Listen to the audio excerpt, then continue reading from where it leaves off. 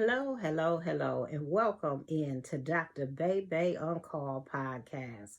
I want to welcome any new listeners, say hello to returning listeners, and give a very special shout out to my OK Nation, as well as a thank you to some of my new subscribers and people who have decided to support the Dr. Bae Bae podcast. I want to give a very special thank you for that, and I'll be discussing some things coming up with that in a bit. But this is a very special show today. And it's a special show because it's going to be based on a question that I get quite often, but I recently got it in a response to the show. Is that someone wanted to know how am I able to, in spite of everything that goes on in life or everything that is happening that's not always good, am I able to say it's okay to be okay? Because we tend to, or a lot of people have that mentality or that vibe that it's okay not to be okay. That tends to be a popular term today, is that, people kind of lean towards, oh, it's okay not to be okay. But I stand on and walk in and move forward in the belief that it's okay to be okay, regardless of what is going on around me or outside of me. And a lot of it comes from my spiritual background and the fact that the Bible says that let not your heart be troubled, which has always meant to me that it doesn't mean I don't have trouble, because there is trouble out here. But that as long as I don't allow trouble to get into me, I have the ability to make stuff happen. But when I begin to allow trouble to get in or to stifle me or to hinder me, then I'm no longer empowered to be able to make a change. So therefore, the trouble will be there because I'm not able to do anything about the trouble, because I've almost paralyzed myself by saying that it's okay not to be okay. And so I'm going to deal with two things today that I believe enable me to be able to do that. But one thing I will suggest is that if you've never listened to the very first Dr. Bae Bae podcast, I would suggest you go back and listen to that, because it gives a very good explanation about how I arrived at it's okay to be okay. Also, you'll get to know me just a little bit better, know a little bit more about me. And so I believe that would be a good idea, is to listen to the very first podcast. But there's two things or two elements that I walk in on a daily basis that allow me to continue to be okay with being okay, and actually empower me um, to just keep moving forward regardless of what is going on. And I believe it is something worthwhile for you to examine and to adapt. And those two elements are the embracing of change and not comparing. Uh, One thing I do is I embrace change. One thing I don't do is compare myself to anyone else. We live in a society today where we are so involved with social media. That's so much a part of people's everyday lives. Is It's almost as just as sleep and eat is. Social media now is just one of those things that people are just so involved in, as well as the reality shows, which aren't really, I hope you know, aren't really reality shows because they're scripted. People want you to see or believe what they want you to believe. And because people are so busy on social media and watching other people's lives and trying to live up to somebody else's standard, or because you're looking at people and constantly and then looking at your life, you're looking at how somebody else raised their kids or how their marriage or how their relationship, you're looking at all of these things or what they are doing or not doing or what they have or don't have, and you begin to unknowingly begin to compare yourself. And we live in a society where depression is very prevalent. And I'm of the belief, as a psychologist, that a lot of this depression is coming from people looking outside of their lives into somebody else's life and then feeling bad about who they are, where you were okay until you saw what somebody else was doing. So I'm not somebody that's going to compare myself with someone else, and and I'm going to allow myself to embrace change, because change constantly occurs. You cannot get through this life without experiencing some change. So, because change is so inevitable, it can often be overwhelming. It can often cause you to be uncertain, because one day this was this and now something else. Yesterday I was doing this, but then today something else has happened. So change can upend you. Change can, it messes up your plans. We can plan and we should, but when change steps in, you've got to be able to adapt. You got to be able to make some decisions on what do I do now. You can't be floored by change. You can't just throw in the towel because something changed. But if you can learn to embrace change, you'll find out that change also gives you opportunities both in your personal life and your professional development. Things change on the job, things change in your personal life. Technology is constantly causing all of us to change, and we have to learn to embrace it and adapt to it. I've lived long enough to tell you that stuff changes. I've lived long enough that I know what a rotary phone is, and some folk don't no longer know what a rotary phone is. So, I know that things change and you learn how to adapt to change. I remember telling someone that even at one time when I first had a flip phone, it took me a long time. My kids used to laugh at me because I thought I could never let go of a flip phone. And so when I finally was able to do that, but I just had to learn because it had became so much a part of how I function, and I had got used to using that. I even had to learn how to do that, and now all of a sudden you want me to change to something else. So it just, that's just life. You have to learn how to change. Everything we do today, we don't watch TV in the same way we used to. Things are streaming, so these are things that you just have to. You can't fight change. I'm gonna tell you something. You'll lose the fight of change. You have to learn how to adapt and how to embrace change. So but it gives you opportunities for growing. You have to be able, it empowers you when you begin to learn how to change and navigate it with grace and resilience. And if you're gonna uh, uh, if you're going to win this thing with change, if you're going to allow change to better your life, with change you need two things. You want to do it with grace and resilience. You want to be able, because first sometime I may have to be stretched, but then I got to know how to bring myself back. Change is going to stretch you, but it won't break you if you know how to do it with grace. So you have to. But one of the key things in order to handle change isn't, like I said, embrace it. Change brings uncertainty, but it's natural to feel. Don't feel bad that you feel a little apprehensive or you feel a little shaky about change, but don't resist it. It's one thing to be apprehensive. It's one thing to be a little like skeptical about, wow, what's going on? I'm feeling a little uncertain. But don't resist it. Don't resist, but welcome the unknown. Open up your mind to change. See what can this change? What is it really all about? What is it trying? How can I benefit from the change? How can I benefit from, what's different? How can I and change happens in a lot of ways, because life changes after a death. Life changes after a breakup. Life changes after losing a job. Life changes. Change always, something is going to cause something to change, but you have to know how to be uncomfortable with it, but willing to expand.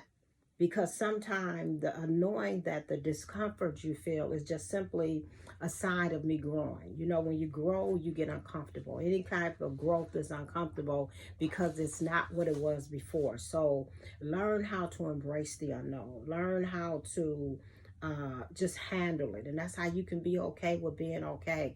You learn how to just know that, something's good is going to come out of this. What can I do to make this change work for me? That's one way of looking at it. Figure out how to make change work for you, make it benefit you, and then it's not so scary. It's not so, you're not so much resisting it, because somewhere it's going to benefit me. And then also, when you're going through change, you want to learn how to take the time to think about the change you're experiencing. Look for the reasons behind the change. Consider how this change, how does it align with my values and my aspirations? Because sometimes we don't realize that just because something looks like something bad happened, you don't that bad can turn into something good for you. Sometimes you got to look at it. If some, what, some of if that person hadn't walked out on you and changed your whole life, you wouldn't be doing what you're doing today. If somebody hadn't, if rejection hadn't occurred, and it changed your situation, you wouldn't have walked into what you're doing right now. See, sometimes we got to realize, if that person hadn't have died, you wouldn't have realized, what, I can do some other things, I've got to do something else now, so you got to look at change in a way of, how would this change benefit me? Doesn't mean that it doesn't hurt. It doesn't mean that I wish it didn't happen, but because, like I said, I'll never win resisting change. I've got to figure out a way to allow that change to work for me. And that's why I want you to go back and listen to the first Dr. Bae Bae, and it's going to tell you a lot about change, and tell you how I arrived at the place I am today, because I arrived here out of pain, out of a very deep pain. But that very deep pain caused me to be doing what I'm doing right now, and it became to be something beneficial, became to be not just beneficial for me, but for beneficial, hopefully, for people that are listening to me. So I want you to go in and listen to that. But so then you look for, in other words, you're looking for the silver lining. I tend to, I don't want to get way ahead, but I'm going to be talking about gratitude and Thanksgiving one day. And in order to be thankful and to have a gracious and a gratitude in your life, which is another empowerment, you got to look for the silver lining. That every time, take the time in trouble, take the time in change, no matter what it is, no matter how painful it is, take the time to look for a silver lining. I'm a believer that it's okay to be okay, because I believe that within anything that happens in my life, there's something good that I can pull out of there. There's something that can take me to that next level, that next chapter, that can take me to, maybe push me to do something I have been hesitant about. A lot of times, change, and the change that hurts, or the change that is uncomfortable, it can push you into places that you wanted to go but weren't willing to go at one time. So you got to be able to look for the silver lining, because again, change can be a catalyst for personal growth and new beginnings. Change is a way of making us begin again. Like I said, I come from that foundation of spirituality, and I just believe that God allows things in my life, that if He allowed it in, then it means that there's something good in there for me, because He has good thoughts for me, and not of evil. So no matter how bad a situation may be, I know that there's something good in there, and I just have to be willing to dig through. I have to be willing to be resilient, and not allow life to break me, not allow change to break me. So I have to walk in the strength that it's okay to be okay. Even though the situation is not okay, it's okay for me to be okay, because that's going to give me the strength. Instead of paralyzing me, it's going to give me the strength to keep moving forward, because I know that there is a silver lining. I know there's something good that is in this. And so again, you have to be willing to change. And then again, it takes you to that thing of, I have to embrace the unknown. I have to reflect and reframe. I have to, a lot of times you got to flip the script. I call it flipping the script. The script may be looking one way, but I got to flip that thing. And so when it's something bad, I flip it and make it to be something good. I was saying something to one of my, I think it was one of my little TikTok little videos or something. I was saying how a lot of times you got to realize that the only way you can be disappointed, and is that you're only disappointed because you were expecting something to happen. Only people that are not disappointed are people that aren't expecting. So what we have to understand is you're flipping the script.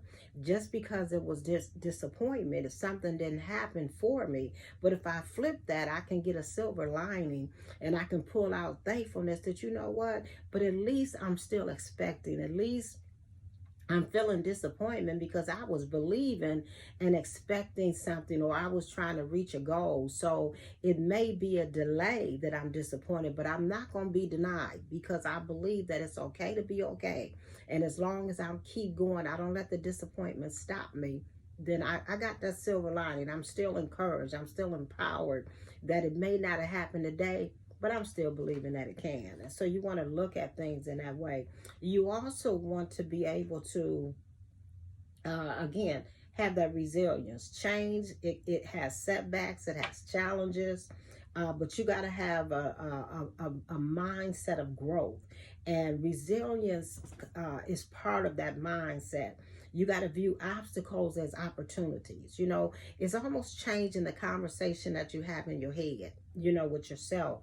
You can't see everything as an obstacle. Everything is not a problem. These are opportunities for growth. They're opportunities on changing how I think and changing my thoughts and growing in my thoughts and changing. See, just like life is changing or things change, it can call also you want to be in control of some of your changes. And the changes that I can't control is my mindset. I can control how I look at a situation. I can control my response to a situation. I can control how I view this. So it's not that change is out of my control, but there's some things I cannot control. But what I can control, I need to position myself to take the actions that I need. So you learn from failures and you adapt and you keep moving forward. So as I'm coming to the close of this podcast, hopefully I've answered the question for some of why is it that it's okay to be okay. It's okay to be okay because I want to keep myself empowered. I want to keep myself in the driver's seat in my life. I want to be able, I don't want to get myself where I'm paralyzed and I don't move because something bad happened outside of me. But as long as I know that it's okay to be okay, and as long as I can embrace change, as long as I can welcome change and not allow change again to break me, as long as the change doesn't break me and I'm able to see, embrace it and welcome it and look for opportunities and reframe my thinking and my mindset and allow it to cause me to stretch me. See, you got to know that, oh God, I got to bring this to a close, but you got to know that you are powerful. And sometimes we don't know how powerful we are until we encounter change. Because now I get to see what I'm made of. I get to see how much further I can be stretched. I get to see what it is that I could do that maybe I once didn't think I could do. I get to see where I can go that I hadn't thought I could go before. I get to see new things about me. Change is that opportunity to be able to see what you're made of. Change is that opportunity to get to see, in a way, is to introduce you to the you of tomorrow. If you understand what I'm saying. Because what you're going to need in tomorrow is going to be produced out of that change. What you are going to become, the greatness that you are going to be. Change is allowing me to introduce myself to that person. It's okay to be okay.